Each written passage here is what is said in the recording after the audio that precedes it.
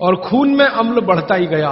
रोज आपने 1 चम्मच चीनी खाई, 2 चम्मच चीनी खाई, 3 चम्मच चीनी खाई, हर दिन उसमें से अम्ल निकल रहा है और पेट का अम्ल भी उसमें जुड़ रहा है, फिर निकल रहा है, फिर जुड़ रहा है, फिर निकल रहा है। फिर 10 साल का हिसाब निकालो, 20 साल का निकालो, 30 साल का निकालो, आपका दिमाग घूम जाए। रोज का अगर 2 चम्मच चीनी का हिसाब जोड़ो, वैसे तो जो 2 चम्मच से ज्यादा ही रहती है एक आदमी की जिंदगी में चीनी।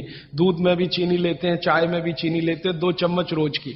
2 चम्मच माने हो गई लगभग 10 ग्राम के आसपास। तो 10 ग्राम चीनी रोज की 1 साल में कितनी, 10 साल में कितनी, 30 साल में कितनी, 40 साल में कितनी, हिसाब निकालोगे ना तो मरते समय तक 1 बोरा चीनी तो कोई भी खा लेता है, 100 किलो तक। अब इतनी चीनी खा के जो एसिड बनेगा वो कहां जाएगा? बेचारा आपका किडनी जितना निकाल सकता है वो निकालने की कोशिश करेगा, लेकिन सब नहीं निकाल पाया तो ये रक्त में ही रहेगा। और यही एसिड है जो वात के रोग आपको पैदा करेगा।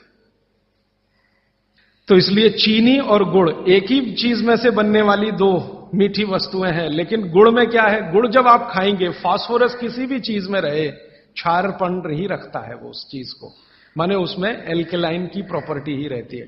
तो गुड़ कितना भी खाएंगे क्षार ही बनेगा, और वो क्षार पेट के अम्ल को बैलेंस करता रहेगा। तो पेट की अम्लता बढ़ने नहीं पाएगी, तो जिंदगी आपकी सुखद और निरोगी होती जाएगी।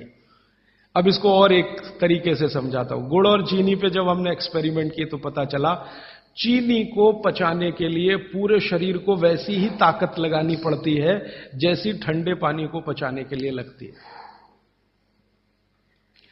पूरा शरीर झुक जाता है तब चीनी जाके पचती है, और सबसे देर में पचती है। आपने जो दाल खाई है वो पच जाएगी, गेहूं पच जाएगा, चना पच जाएगा, मटर पच जाएगी, चीनी सबसे अंत में जाके पचेगी और उसको पचाना पड़ता है।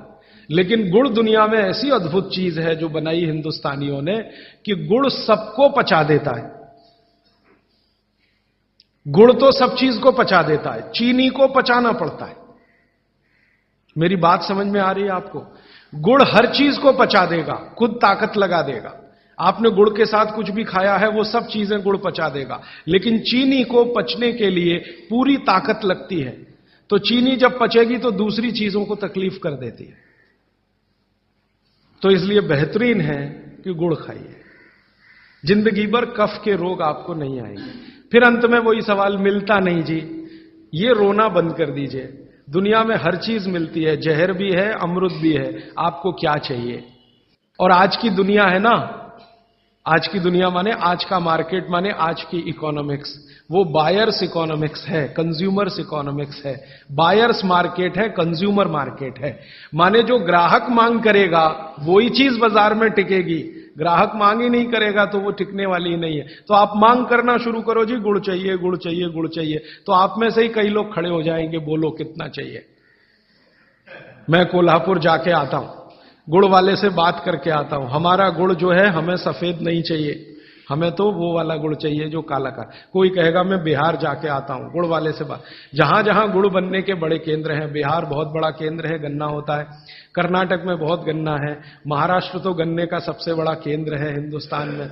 आपका महाराष्ट्र आपके बॉर्डर पे ही है, आंध्र प्रदेश में बहुत गन्ना है, तमिलनाडु में भी गन्ना है, कई इलाके तमिलनाडु में गन्ने के। जहां जहां गन्ना होता है वहां गुड़ बन सकता है। आप गुड़ बनाने वाले को बस संपर्क कर लीजिए कि देख भाई, तू इसमें वॉशिंग पाउडर मत डालना, तू इसमें वॉशिंग पाउडर मत डालना, लगे तो 2 रुपए किलो ज्यादा ले लेना। तो वो जो 2 रुपए किलो का लालच है वो ही उसको ईमानदार बना देगा। आप ले लो उससे। वो कहता है जी मेरा गुड़ 15 रुपए किलो, आपको मैं 17 रुपए किलो ले लूंगा, तुम इसमें ये जहर मत डालना। और वो 2 रुपए किलो आपने जो ज्यादा दिया वो जिंदगी के लिए कोई घटिया सौदा नहीं है, बहुत फायदे का सौदा है। तो गुड़ बनाने वाले इस देश में आज भी हजारों की, लाखों की संख्या में है, गांव गांव में है। आप उनसे संपर्क कर लीजिए और कोई एक गुड़ का केंद्र ही शुरू कर दीजिए। आपके आपस में सब लोगों को, जितने कम से कम 500-700 लोग यहां बैठे हैं, इतने घरों के लिए गुड़ आ सकता है, जरूरत के हिसाब से आपको उपलब्ध हो सकता है। तो ये मत कहिए कि मिलता नहीं, हर चीज इस देश में मिलती है, छोटे छोटे गांवों में भी उपलब्ध है। कुछ लोग गुड़ खाइए, कुछ लोग काकवी खाइए, माने जिसको राब कहते हैं। जितना जाड़े का समय है ना, नवंबर, दिसंबर, जनवरी, फरवरी तक राब भरपूर खा सकते हैं। दही में राब खाइए, दूध में राब खाइए, हलवा राब का बनाइए, गुड़ का हलवा बनाइए, गुड़ दही में खाइए, गुड़ दूध में खाइए। अब गुड़ को दूध और दही में खाने का नियम है, वो बागभट्ट जी कहते हैं। वो कहते हैं जी दही में मिला के गुड़ खाया जाए, दही में मिला के गुड़ खाइए, दूध में गुड़ कभी मत मिलाइए, दूध में गुड़ कभी मत मिलाइए, दही में मिला के खाइए। तो दूध में कैसे खाएंगे जी? दूध में ऐसे खाएंगे कि पहले गुड़ खा लीजिए, पीछे से दूध पी लीजिए, या दूध पी लिया, पीछे से थोड़ा गुड़ खा लीजिए। दूध में गुड़ मिला नहीं सकते, और दही में कभी भी बिना मिलाए मत खाइए। आप में से कोई बिहार वाले हैं ना, तो वहां पर एक बहुत बढ़िया व्यंजन मिलता है, उसका नाम है दही चूड़ा। दही चूड़ा ही कहते हैं, चूड़ा। ये मिथिला में मैंने खाया, और ऐसा अद्भुत है जो दुनिया में शायद कहीं ना हो। मिथिला में, मिथिला माने एक एरिया है बिहार का, करीब 8-10 जिले उसमें आते हैं। उन जिलों में जब भी आप जाएं तो मेहमान को वही परोस के लाते हैं। तो मैं भी मेहमान जैसा ही रहता हूं, तो मुझे हर घर में दही चूड़ा मिलता है। तो वो दही डाल के लाते हैं, ऊपर से गुड़ डाल के लाते हैं, दही के ऊपर गुड़ रहेगा। तो मैंने कई बार कहा कि अलग प्लेट में गुड़ ले आओ, तो वो कहते नहीं, आपको फिर खाना नहीं आता दही चूड़ा। तो पहले मुझे सच में नहीं मालूम था। अब जब ये मुझे पता चला बागभट्ट चिकित्सा का, तब मेरी अकल में आया कि वो सब बागभट्ट के चेले हैं, दही में गुड़ मिला के पहले से ही चिवड़ा पे रख के लाते। तो दही में गुड़ मिला के ही खाइए। अगर आप दही खा रहे हैं तो गुड़ मिला के ही खाइए, तो दही के कई दोष जो आपके लिए अनुकूल नहीं है वो भी खत्म हो जाते हैं। और दूध में गुड़ कभी भी मत मिलाइए। एक जगह तो वो ये कहते हैं कि दूध खाली पी लीजिए, गुड़ आगे पीछे खा लीजिए, वो ज्यादा बेहतर है। तो गुड़ खाइए, मेरा कहने का मतलब ये है। अब गुड़ के कितने प्रिपरेशन है हमारे घर में? गुड़ का तिल का प्रिपरेशन एक है, तिल पट्टी कहते हैं, गजक। तो भरपूर गजक खाइए। क्यों खाइए जी? तिल है और गुड़ है। गुड़ में जो केमिकल है ऑर्गेनिक, तिल में लगभग वही सब है जो गुड़ में है।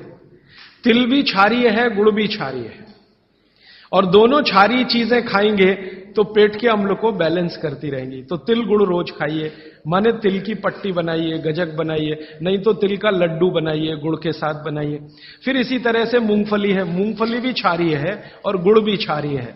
तो मूंगफली और गुड़ मिला के वो पट्टी आती है, वो खाइए, बच्चों को खिलाइए।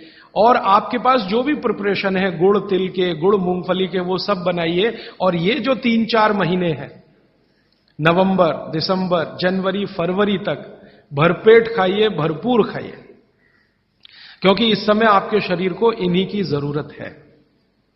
तो कफ जिंदगी से बहुत दूर रहेगा। तिल खा रहे हैं, गुड़ खा रहे हैं, मूंगफली खा रहे हैं, कफ बढ़ने की बिल्कुल संभावना नहीं। तो जिंदगी में कफ के रोग आने की संभावना नहीं। अब